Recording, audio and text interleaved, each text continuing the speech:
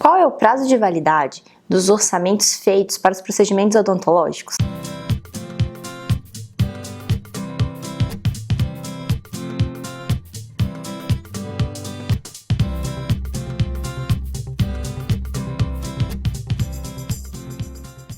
A dúvida de hoje foi enviada pela doutora Raquel Marinho, que nos acompanha na ADM Odonto. Ela enviou essa dúvida pelo Instagram, que é: qual é o prazo que devo colocar nos meus orçamentos?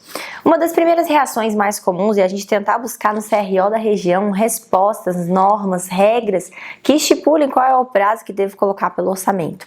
Porém, você sabia que isso não é uma prerrogativa do CRO? Então, supondo que você vai atender o paciente, você faz toda a anamnese, planejamento e precisa passar um orçamento a ele. Que prazo você deve colocar? Existem outras instituições públicas que normatizam o funcionamento de clínicas e uma delas é o PROCON. Exatamente! Você sabia que as clínicas odontológicas devem seguir algumas normas do PROCON? Afinal, nós somos um fornecedor de serviço odontológico. E aí, neste caso, você deve se adequar às normas do PROCON. Inclusive, você deve possuir em seu consultório ou clínica aquele livrinho do PROCON, que fica de fácil acesso para o paciente caso ele precise consultar alguma das leis que estão lá presentes. Mas vamos ao tema PROCON e dentista. Vamos falar um pouco mais sobre essa responsabilidade civil.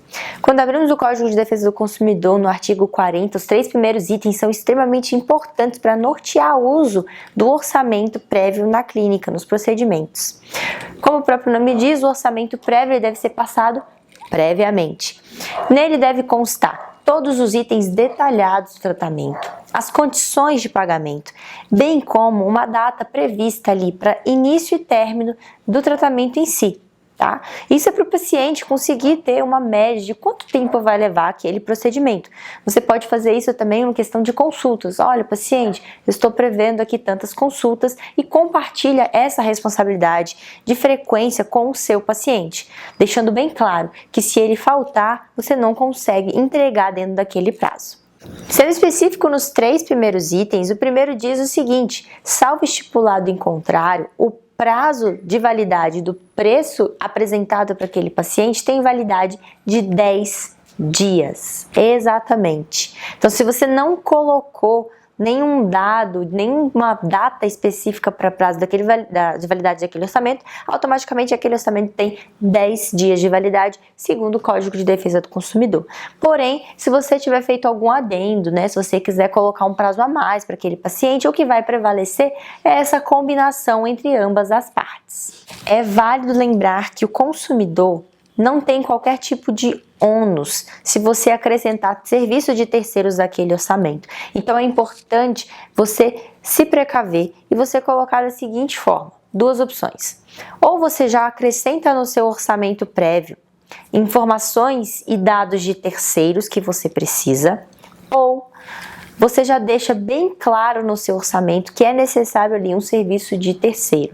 Como seria isso? Vamos supor que você é ortodontista e você precisa para o seu tratamento utilização de mini placas. E você não faz as mini placas, então você vai precisar de um serviço de um terceiro profissional, um colega, que faça a instalação dessas mini placas. Então você acrescenta no seu orçamento prévio que os honorários referentes àquela instalação não estão contemplados ali, por isso precisa de uma avaliação prévia do profissional responsável por isso. Então você deixa muito claro ali no orçamento previamente que não tem a participação daquele terceiro, que ele precisa se consultar.